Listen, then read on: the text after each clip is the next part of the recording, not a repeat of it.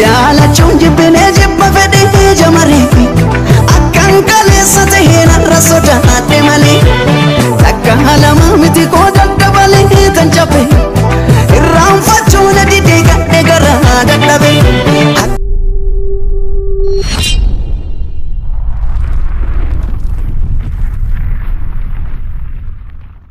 Akkam nagaa jirtu nagaa keessanii jirtu micaa hojii keenyaa abbaate hojii keenyaa abbaa hojii keenyaa sinja abbaate nu galaafte madaamutti kaafte maaloo abbaa ko maal sigoone maal galaafatta maal sigoone abbaa maal sigoone ulfaadhu garuu ulfaadhu sirbi kee bareeda lubbuu nama raasu kunoo qalbii nu keessaa fudhatte abbaa tokko irra nu bulchite madaamutti kaafte.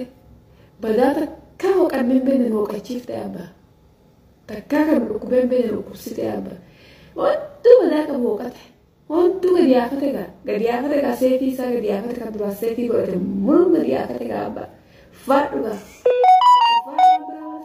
fa esa tigaru esa rai ka jaleko fa turben ko butu no e babate engda turbanto ko ngene umne abba ufigaru esarrayati fat atis madake ka takkitu mamtu edkafte bitti marate ko mamtu gatte bitti kalle sirbatan bu abba halkalle ko afani nambat rafat wan ka umda fat umarun gabitu fate marate mamado himbo afate himbochi umarun gabitu sinja galaton garu Kelato, fat kayale oromo.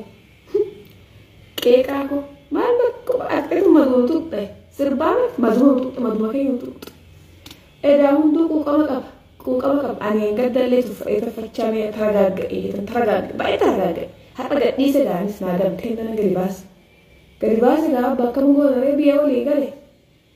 Anak cakap nana geribas ya tan senagam tenda. Fat abakul fat Gudat, afan kana ilma laga inta laga ungat ab.